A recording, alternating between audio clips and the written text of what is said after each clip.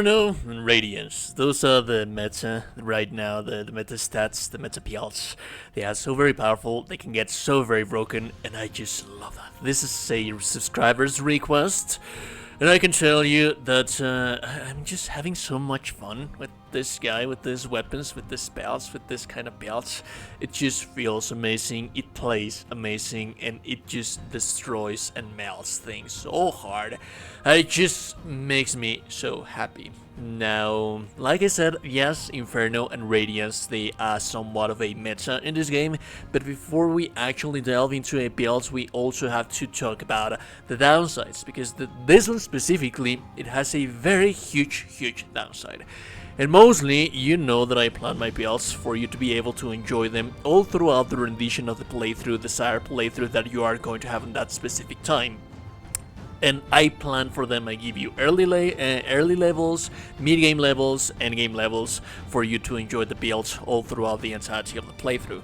In this case scenario, it's going to be a little bit trickier than that, because you have to defeat the Lightreaper. There is no other way around. You do have to defeat the Lightreaper, and he's going to fight you like 4 times. 3 of them, he's going to leave the area, and 1 at the end game. He's going to remain in the area until you manage to kill them, but if you fail to kill him those 3 times prior, that's actually quite a bummer, because you're going to be locked away of the stuff that we are going to be using for the specific character builds. So, the best possible outcome, the soonest that I think that it is the safest way to kill him is going to be on Caldrath. As soon as you reach Caldrath, you should have more than enough level the first time that you arrive Caldrath, because you're going to go there twice. 1 on mid game, entering into late game, and then 1 into end game, which is where you're going to fight him again. If you want to fight him on the first tutorial area, he is killable, but it's just too much of a hassle, too much of an annoyance.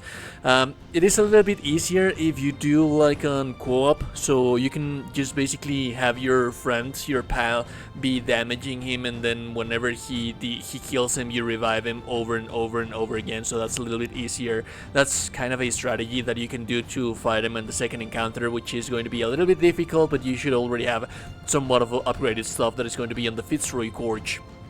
But without further ado, that is the downside of the builds. You need to kill that guy. Let's talk about the starting classes that we are going to need for this guy. And the Pirate Cultist, again, it's a very good choice. We are going to be min-maxing for Inferno. This guy doesn't have any strength, he doesn't have any radiance, so that's ideal. We are going to be using agility.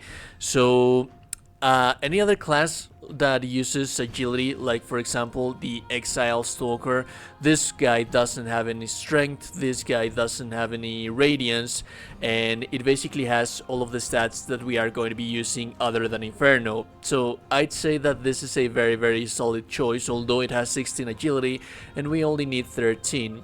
On the other hand, you do have the Black Feather Ranger. This has a little bit more strength and it has the 13 on agility right there. It doesn't have any points into radiance. So when you speak about min-maxing this character, if you already have unlocked the Lord, this is not a requirement. And as a matter of fact, this guy has strength and he barely has any agility. So I'd say that the best possible class that you can go for this is either going to be the Condemned, the Exile Stalker, or the Pirate Cultist. Like I said, we're going to be needing like 13 agility, pardon me, and then our main stats are going to be Endurance, Vitality, and Inferno, and that's that. So that's that then. Let's talk about the stats that we are going to need.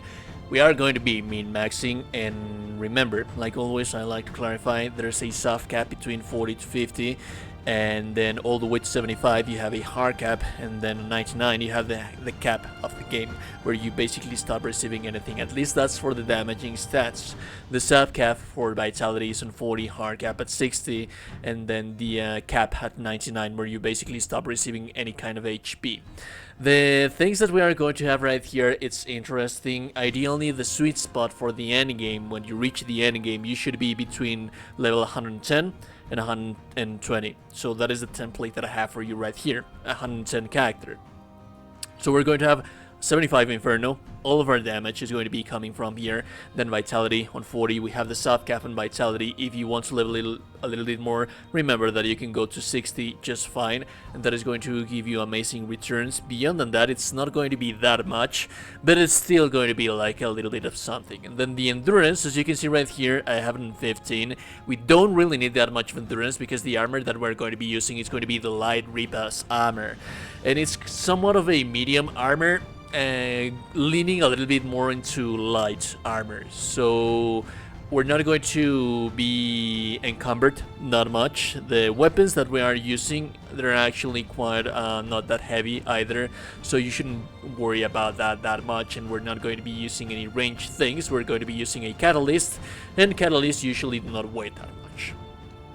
So that is the endurance that we are going to have, and that allows us, it opens a little bit more of versatility for us to min-max our Inferno and Vitality a little bit more, and our agility. Now the agility, like I said, we do need to get our agility to 13 if we're going to be using the weapons, although it is not a must-have thing early on, because it's just for weapon requirements. We're not going to be doing anything else. It's just that the right and left hand Reaper sword, they do require for you to have 13 agility, so we do actually quite need that. So let's talk about the early game stats and the mid game stats that you should have.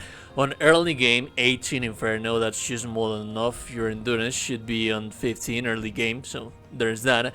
And your vitality should be on 15. At this point, you already have the endurance at the maximum level that you are going to have it. And then we're going to go over into mid game. In mid game, you should have 25 vitality, and your Inferno should be leaning between 30 to 40. 40 is ideal because that's the soft cap. At that point, you can plan into whether you're going to be increasing your points into Vitality to reach the soft cap, or raising your points into Inferno. At this point, you should already have your Agility on 13 as well, because at this point on mid game, that is where you're going to be fighting the Lightreaper. And if you manage to defeat the Lightreaper, you are going to need that 13 Agility to be able to use the weapons. As for the equipment, pretty basic, the right hand Lightreaper sword and the left hand Lightreaper sword. We're going to be dual wielding these bad boys right here, and they have an amazing attack power at the end game once we have managed to min-max our character of 416. I do want to add a little parenthesis in here. Remember, this is something that not a lot of people is aware of, and the damage might not seem that amazing to you, but the thing is that when you're dual wielding weapons, you get downscaling in damage. So for the people that thinks that dual wielding Pietas, for example, it's better than one-handing it, it really isn't. It's very, very balanced. As you can see right here, the damage, it's around like 400 to 500. If you pair the weapons, they are going to be like 800 to 1k damage in one single swing, but do have in mind that it is lower than one-handing the weapon. One-handed, the weapon is going to be dealing at around 600 to 800 damage, and when you two-hand the weapon, it's going to be dealing 1k to 1.2k damage. Why would you want to be doing that? Remember that you can combo attacks, and you should, because for example, if you're in the mines, if you're in the depths, you're in very tight corridors, you do want to two-hand the weapon, and like I said, it's just going to be amazing because the damage is going to be 1 to 1.2k damage when you one-hand the weapon, while you are when you are two-handing the weapon. So that's actually quite ideal. As for the catalysts, I found out that the Rogue's Heart is going to have the highest Inferno scaling. It also has more spell slots, so you can play around a little bit more than that with that. On your spells, the only ones that I advise for you to have at all times as a must is going to be the Lava Burst, which is going to be your range. This guy deals 1k damage in a AoE, and the AoE, it's actually quite substantial. It is very, very, very good, the AoE that this thing has. It is very generous. And then we have the infernal weapon. Remember that you can get the infernal weapon if you're not lighting the beacons. You can get this on at their shrine. There's a lot of people that has told me that also if you light the beacons, you should also be able to find this thing.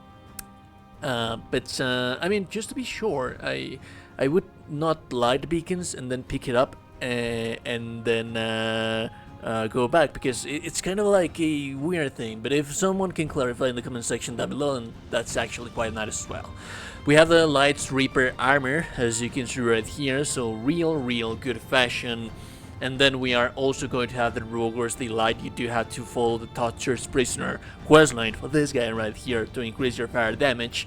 And then you have the Ring of Night's Fire, which you can find in Fitzroy Gorge, just right before you enter Lower Caldrath, where the flaming stuff are all around there. As for the sockets, we are going pretty basic, and this is why I love this kind of builds the most.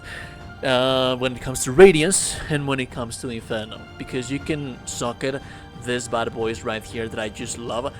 You have the basic ones, which you are going to be using on the first rune tablet that you find for Gerlinda to increase the Inferno scaling, but then you're going to use Verlamps. Verlamps increase the Inferno attribute scaling by quite a lot, because it reduces the Radiance attribute scaling. Luckily enough, we're not going to be using Radiance right here, so we are just getting more and more powerful. I also found these little things that they say that they greatly increase the Inferno attribute scaling, mainly because on the shield function, as you can see, increase Inferno attribute greatly, which it's like massively on Verlamp. So no, it is actually not good, but they are, I mean, they are nice thing, I guess. They are something, I guess. But yeah, 3 of these guys in each of your weapon. It's just going to be the go-to. Remember that this guy stacks, so that's actually quite amazing. And basically that's everything about the builds. Like I said, the downside is that you do require to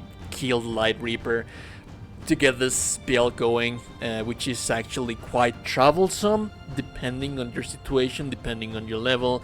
You can also be farming levels, you can be using exploits and glitches and things like that and what have you. There's many of them laying around on YouTube, so that's something that you can be doing to be able to face the Lightreapers at a good level to get this as early as possible. But I'd say that if you manage to kill him, it is very possible, it is very doable to kill him at Fitzroy Gorge. Then yeah, you can enjoy this build for quite a lot of time, and at that point you should already have your infernal weapon, so basically the build is just established right there, and you have a whole bunch of inferno spells that you can be using as well to play around, to deal AoE. There's many amazing things. Also, if you follow the not lightning the beacons, you can find a spell that I do not have on the specific even playthrough because I didn't do that. I'm such a dummy like that. You can increase your use the Adir spell to increase your melee damage to be even more filthier than I am right here. If you like the content, so like and ever, super appreciated. No one told you today that you're a gorgeous and beautiful person. You're indeed a gorgeous and beautiful person. I will listen to you goddamn gorgeous and beautiful people in the next one. A beautiful day and goodbye.